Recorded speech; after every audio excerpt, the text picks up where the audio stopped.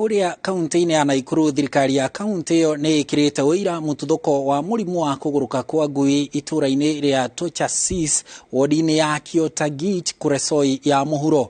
Kuringana na ofitha munene wa ugima wa mwiri thirikari-ini ya Naikuru Leonard Bor, ofitha a ugima wa mwiri ni matumitwo matura-ini macio guthurima mutambire wa murimu ucio, nao aikari ni marutiirwo mukana wa kuria nyama itari ndore.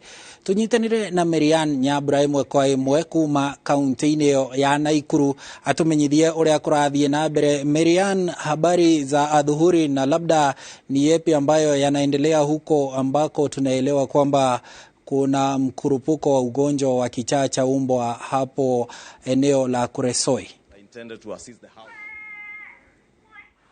Thegio mono, ni kwa kweli kwamba kufikia sasa tumeweza kuarifiwa kutoka kwa yule waziri anayesimamia masuala haya ya wanyama na pia kilimo katika kaunti ya Nakuru, Leonard Bor, ni kuwa hapo jana ama siku mbili zilizopita kisa hicho kiliripotiwa katika kijiji kimoja cha Tochasis, eneo la Kiptagich Kuresoi Kusini, ambapo kufikia sasa kile ambacho wanaweza kutuarifu ni kuwa kuna mbwa ambayo iliweza ilimuuma kijana mmoja, na kisha baadaye mbwa hiyo ikaenda ikauma punda, na kisha baadaye ikaweza kuuma ng'ombe. Na basi kufikia sasa mkurupuko huu wa ugonjwa huu wa rabies umeweza kudhibitishwa hapa katika kaunti ya Nakuru kufuatia kufariki kwa wanyama 10.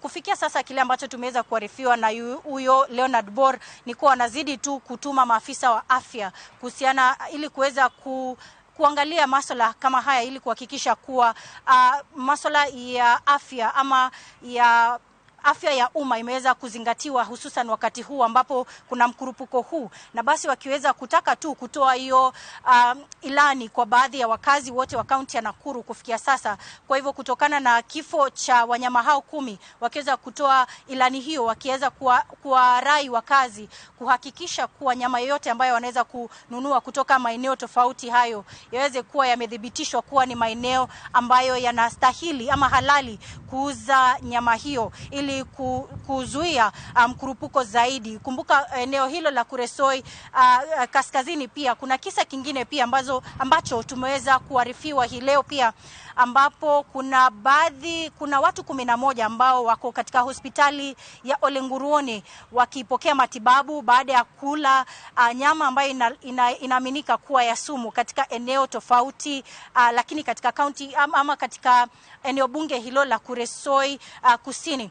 Vile vile wakiweza kusema kuwa kuna mtoto mmoja ambaye ameweza kufariki kutokana na kula nyama hiyo, kila ambacho wanaweza kushuku ni kula nyama hiyo. Kwa hivyo kuna visa viwili ambavyo kufikia sasa maafisa wa afya katika kaunti ya Nakuru wanazidi kufuatia kujua ni kiini haswa cha nyama hiyo mbaya ambayo wakazi hao wa Kuresoi Kusini wamesemekana kuweza kula na kusababisha maafa ya kijana mmoja mwenye umri wa miaka 11. Vile vile watu 11 wakipokea matibabu baada ya kula nyama hiyo ambayo inaaminika kuwa na sumu. Vile vile pia kuna watu wawili ambao tayari tunaarifiwa kuwa katika hospitali hiyo ya Ole Nguruone wamepokea matibabu na kisha kuachiliwa kurejea nyumbani kwao. Kwa hivyo visa hivi viwili vimeweza kuibuka hii leo, na tutazidi tu kujuza mtazamaji wetu mengi zaidi iwapo visa hivi viwili vinaambatana ama they are linked to each other. Basi tutaweza kuarifu watazamaji wetu mengi zaidi kuhusiana na kisa hiki. Kwako studio.